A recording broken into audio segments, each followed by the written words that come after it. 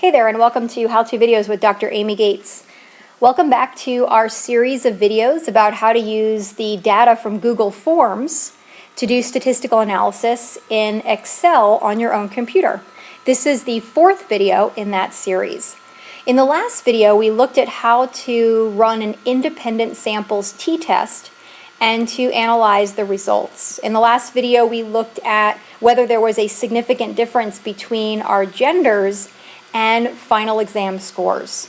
In this video, we're going to focus on the paired data t-test. So paired data is sometimes thought of as correlated data, or more simply, before and after data.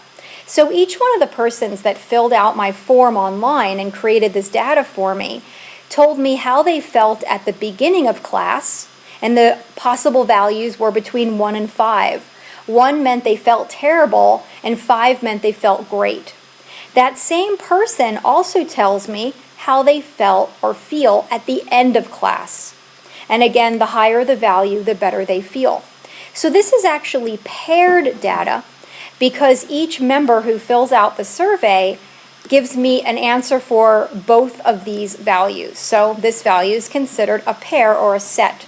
So to see if the feeling at the beginning of class is significantly different than the feelings at the end of class, I would run a paired data t-test. So in order to do that, I'm going to go ahead and grab this information. I'm going to copy it from this location in my data and just put it elsewhere in the same Excel spreadsheet, or on a new sheet if you prefer. I'm going to click Control-C because I just want to copy it. I don't want to remove it or anything.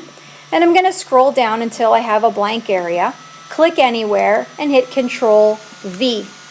And now this puts the information in kind of a new space so that I can do some work in this area without affecting my other data. To run a t-test in Excel is very straightforward, and you have two choices. One is the fast choice, where if you click on any blank cell and put in an equal sign, if you know that you're running a t-test, for example, and you type in the letter T, Excel will automatically drop down all the goodies that start with a T that you can choose from. And we would want to choose the t-test. If I double click that, it'll start the process, and it'll remind me that I need to put the first array or column of data here, the second array. I need to choose how many tails I want this test to be, which is a one-tailed or a two-tailed, and then the type of t-test.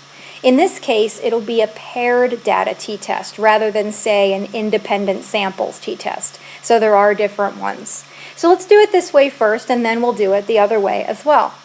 So okay, I'm ready for my first array. I'm going to use my mouse and just highlight all of the data, not the word feeling start, because we don't want to include that. Here's all the data that the students gave me for how they felt in the beginning of class. I'm going to have to type in a comma. And when I do that, it automatically moves on to the next location where it asks me for the next array. So there's that comma there. Again, I'm going to use my mouse to highlight all the data for the next array, which is how my students felt at the end of class. Again, I'm going to type in a comma. And then what's nice is Excel reminds me. It says, okay, what kind of test is this, a one-tailed or a two-tailed? I'm kind of a two-tailed fan myself, but everybody's different. So you can run a one-tailed or a two-tailed, it's up to you. So I'm going to type a 2 in here to choose a two-tailed test, and then put another comma. And I want option 1 here, because this is a paired data t-test rather than one of the other types. So I'll type in the 1, type in the end parenthesis, and press enter. And this is the result, or the p-value, of this paired data t-test. To determine whether this test came out significant or not, we want to compare our p-value to our alpha value. If our p-value is less than our selected alpha value, we have a significant result, meaning that my two populations are significantly different, and that students did feel a lot worse in the beginning of class than they did at the end of class, which is great news. Most people choose an alpha value of 0.05. It's the most common, but again, you can choose a stricter alpha value, which would be smaller, or a more lenient alpha value, which would be larger. Our p-value here is tiny. This is basically rounding to 0, because you'll notice that this is 1.78 to the minus 14 power, which is essentially 0.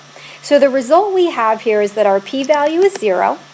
0 is much less than 0.05, and so we have a significant result.